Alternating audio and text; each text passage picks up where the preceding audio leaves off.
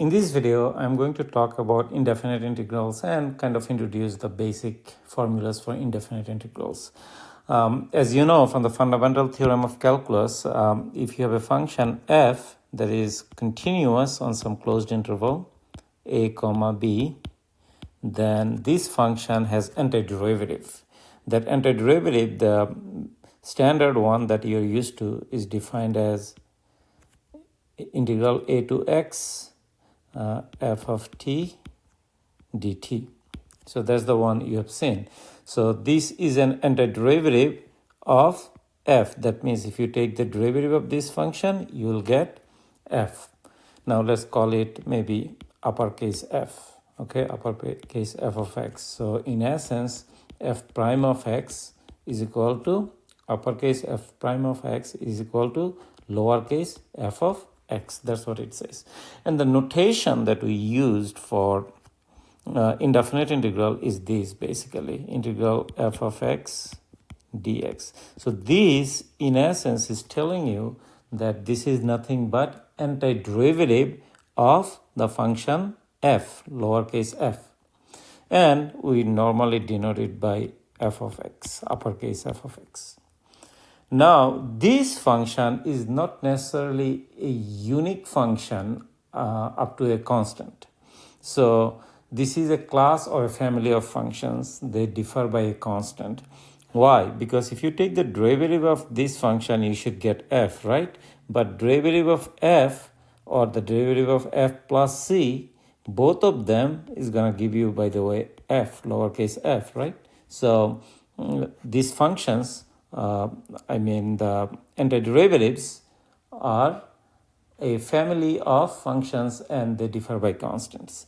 So when we are taking integrals, indefinite integrals, it is customary to add a constant. So integral f of x dx. So let's say this is equal to some function g of x, okay? Then we are going to add a constant. This is called an arbitrary constant, and you will see what it is. Now let me go ahead and talk about some of the very basic indefinite integrals. So one of them, so let's write number one, integral, so let's say c is some constant, real number, and dx, okay, is going to give you just cx plus some arbitrary constant c. We typically use uppercase c for that. And number two, integral some real number lowercase c f of x dx is going to be c times integral f of x dx plus the arbitrary constant uppercase c. Maybe three, integral of sum of two functions or difference of two functions f plus or minus g of x, right, dx is going to be integral f dx plus or minus integral g dx. By the way, it is the same thing as writing integral f dx is the same as saying integral f of x dx. So that you are clear on that. Now, let me talk about this one. This is an important one. Integral x to the power n dx is going to be, this is a polynomial, right? Or monomial. So x to the power n is going to be x to the power n plus 1 divided by n plus 1. Just keep in mind that n plus 1 is not equal to 0, or equivalently n is not equal to negative 1. So that leads us to the next one. What if n is equal to negative 1? What do we get? So that leads to a very important integral formula, which is integral 1 over x dx is equal to ln of x, natural log, ln of x plus some arbitrary constant. I need to put an arbitrary constant here. So here is something you need to be careful. X has to be positive because if x is negative, ln of x is not defined. But we have a kind of way around it to find the integral if x is negative. You just have to take the absolute value of x, then it would do the job. Now, another formula would be integral e to the power x dx, because ln and e to the power x, they're related to each other, right? Remember, derivative of e to the power x is e to the power x, so the integral e to the power x is going to be nothing but e to the power x plus the arbitrary constant c. Then let me talk about some basic trig functions, okay? Integrals of trig functions, these are very useful. So here are the basic ones.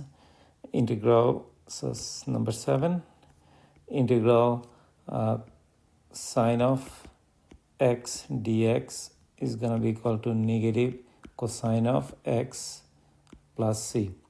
Remember, to find the antiderivative, think of a function that will, when you take the derivative, will give you the function in the integral. That is called the integrand. Okay, so if you take the derivative of cosine of x, is going to be negative sine of x.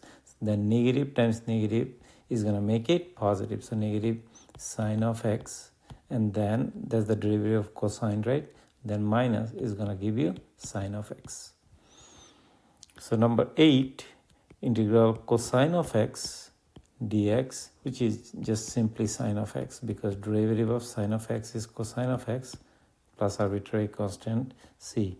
Number 9, integral secant square of x, or secant square of theta, whatever you use, secant square of x dx is going to be tangent of x. Why tangent of x? Because derivative of tangent of x is secant square of x plus the arbitrary constant c.